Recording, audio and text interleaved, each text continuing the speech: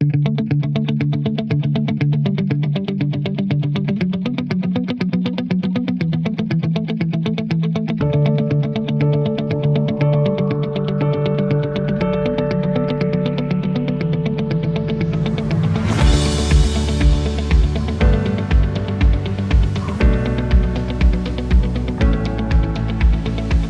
morning, ladies and gentlemen. Welcome to the latest LSPB Combining Excellence podcast. My name is Chris Guest and I'm the Managing Director of LSPB here in the UK.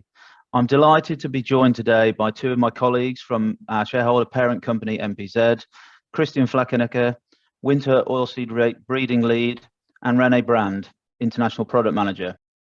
Hello, Chris. Hi, Chris. The subject of today's podcast is our new and exciting hybrid variety Murray. Firstly, we'll focus a little bit on the UK, and then I'll ask some questions of my colleagues about its performance in the European breeding network. So first of all, looking at the UK performance, we have 12 validated trials now available for everybody to see on the public extranet. And you can see here the performance of Murray, very strong in the 1 year, with 104% of gross output. But when you actually combine this with its previous year's results, we actually see an uplift to 106% of controls. So we have a very strong variety here in terms of gross output potential. Also, looking at its seed yield, we're actually ranked number 1 currently on these results. So a little bit about it in the UK. Rene, could I ask you, how's the performance of Murray in other areas? Chris, thank you very much for this question and for the chance here to participate today on this podcast. Murray and results 2022. It was a very interesting point. We already have seen last year very promising results of this new generation of LMS and LLS hybrids like Murray and Vegas Fleming. But we were thinking a little bit, okay, it could be a 1 year effect pushed by this climate change and warm winter. So we were a little bit curious about performance then in this year.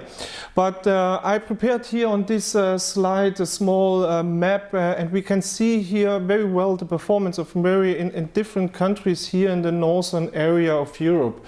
You mentioned already very high performance in the United Kingdom, but also in the official trials, in the farmer union trials, we have seen here very stable results in 2 years with Murray, of course based on this very broad plant health package.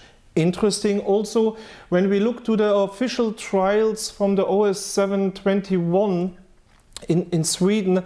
Of course, we are here on a very early stage with the first results coming in, but it's interesting that Murray convinced here, especially in this southern territory where usually the Ogura hybrids with this pod shatter resistance dominating, but we see here that Murray with this very strong plant health and this stay green character could here really outperforming and is here leading the list.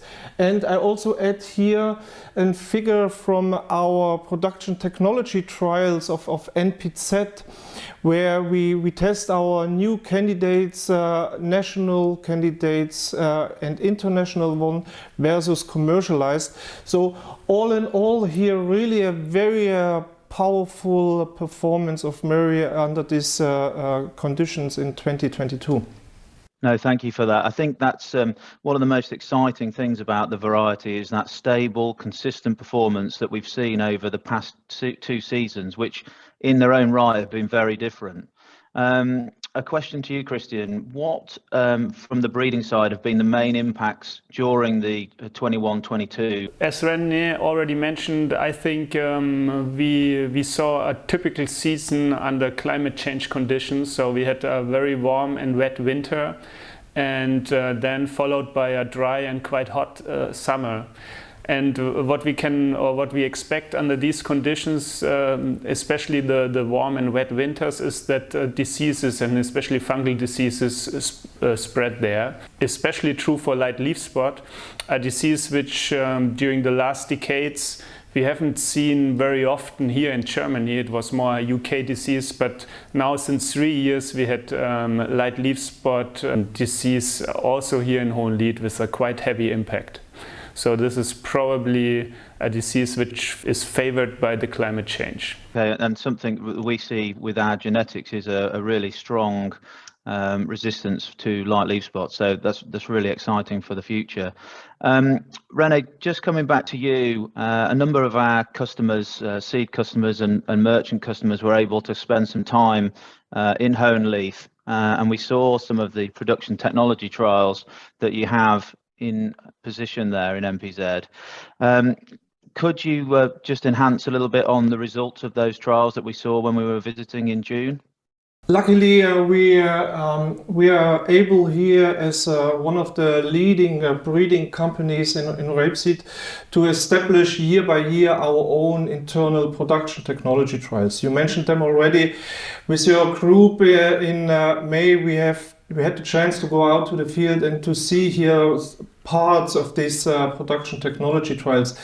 Let's start here with the first point with this special sowing trial, and here I prepared for you a little comparison of this what means sowing trial with different dates.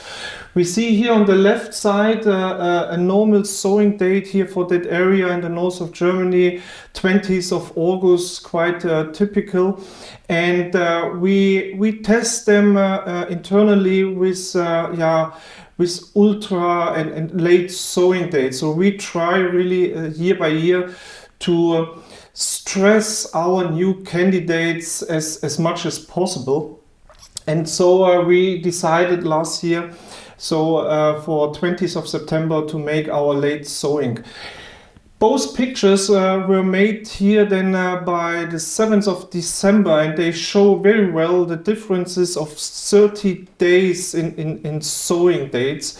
So we see here a very vigorous and with a big biomass, well-developed plot on the left for Murray, and then Murray with this extra late sowing date.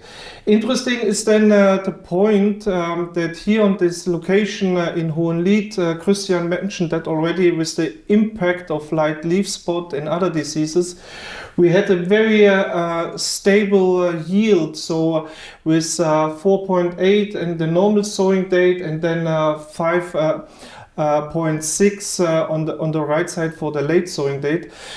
So we could really see here very well that Murray is leading in the performance of this trial, but also offering very well this late sowing chance, which is definitely a very important point under this current situations in the UK this year. If we go further, I also would like to highlight this yield stability from another perspective. We established these sowing date trials on different locations in Germany, and here we have a summary based on 3 locations: North, Northeast and East Germany, and we see very well that Murray is losing just 120 kilograms between normal and late sowing date. If we compare that then here with the trial average of 20 hybrids, we see that the trial average is going down 300 kilograms. So there's a clear impact from this sowing date on the different hybrids. But here with Murray, farmers really have the ability to wait and then to go here also with late sowing dates. One further interesting trial which we will publish also with further videos in the coming dates on the social media channels is this threshing trial. Threshing trial, we check here our hybrids with different threshing dates for stability, and also to have a better feeling and overview if they have to be harvested more earlier, or if we can let them out for also for late harvest dates. And yeah, it is somehow a little bit going in this direction of pod shatter resistance, usually a weakness of these MSL hybrids. But here, Murray, again, with this very strong plant health, with this stay green character of the stems, we see here this stability, just losing a few kilograms. And if we compare that then, especially for the second harvest date with the trial average, there's a difference of 500 kilograms here for this location in Hohenlied. So again, really a very attractive message for Murray as a reliable solution then here for the next season for the UK farmers. Thank you for that. That's really interesting and great for those who were able to join us earlier in the year to actually see the results of those trials that we witnessed when we were out with you.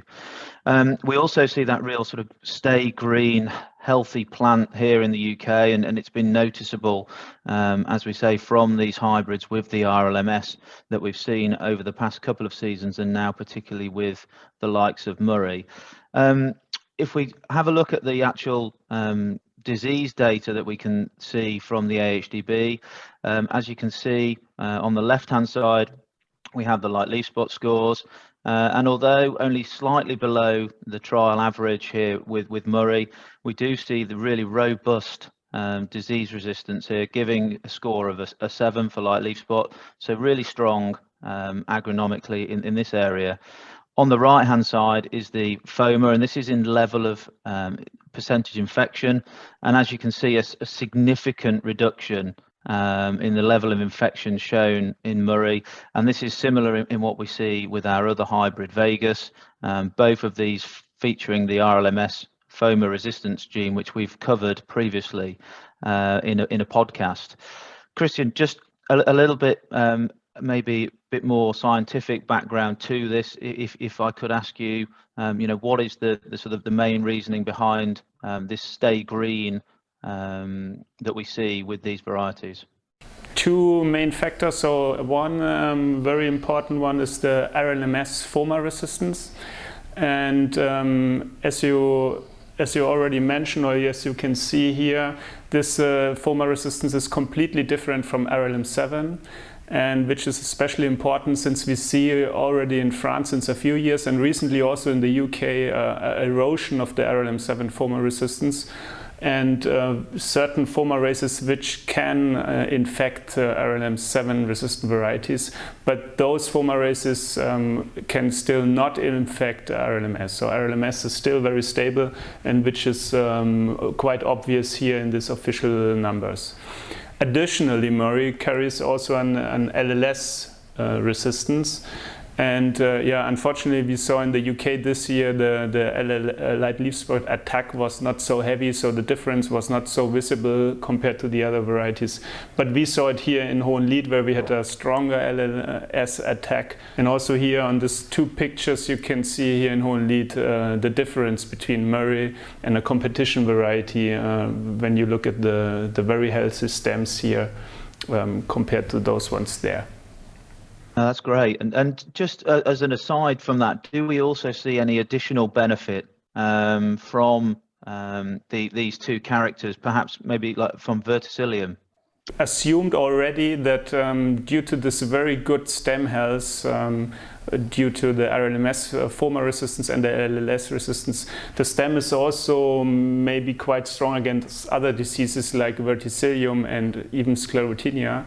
And this year we also get some first proof of this, of our assumptions. And here you can see one location result from Cambridge, where we had a strong attack of verticillium. And you can see that verticillium was also influencing yield. We have the verticillium there and the yield on the x-axis, and there's a correlation of 0.3.